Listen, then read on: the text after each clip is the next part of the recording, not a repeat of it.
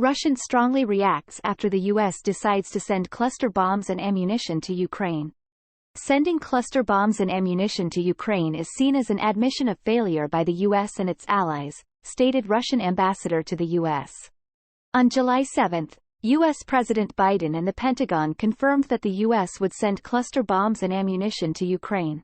One of the reasons cited is that the U.S. lacks 155 mm artillery shells to supply to Ukraine.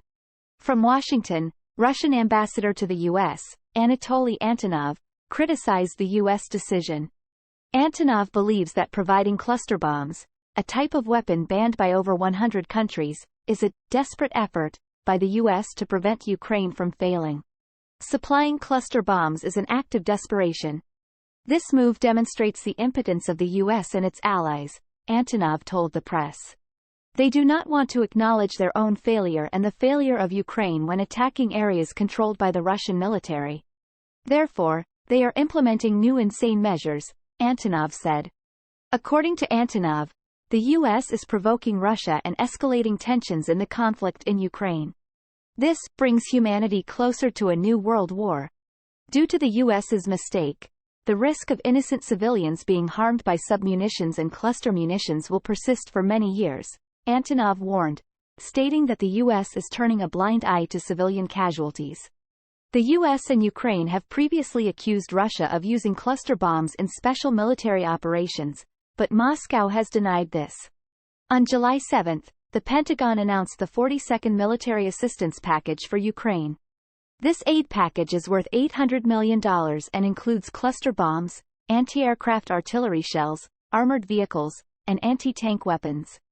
Cluster bombs are highly dangerous weapons designed to disperse submunitions over a wide area. The U.S. began developing cluster bombs in the 1950s primarily for dealing with tanks and inflicting significant damage on enemy infantry, according to CNN.au. When President Biden announced the sending of cluster bombs to Ukraine, the United Nations expressed its opposition to this action. UN Secretary-General Antonio Guterres does not want cluster bombs to continue to be used on the battlefield, said his spokesperson. Meanwhile, U.S. Deputy Secretary of Defense, Colin Kahl, stated on July 7 that the provision of cluster bombs by the U.S. is a signal to Russia that Ukraine will continue to play the game. UN condemns cluster munitions, upholding international convention. The UN Secretary-General has condemned the use of cluster munitions, emphasizing that they were banned under an international convention. As the U.S. announced its intention to supply Ukraine with artillery shells of this type, the Secretary-General's spokesman voiced support for the Convention on Cluster Munitions, urging countries to adhere to its terms. The UN strongly opposes the continued use of cluster munitions in armed conflicts, aiming to protect civilians and reduce the devastating impact on the battlefield. Despite objections from human rights organizations, the White House confirmed that cluster munitions would be included in the latest military supplies to Ukraine. Kiev viewed this delivery as a significant psychological blow against Russian forces, with whom they have been engaged in intense fighting for a month. One of the reasons cited by the Pentagon for providing dual-purpose improved conventional munitions, DPICM, was the shortage of conventional 155 mm artillery rounds available for Ukraine.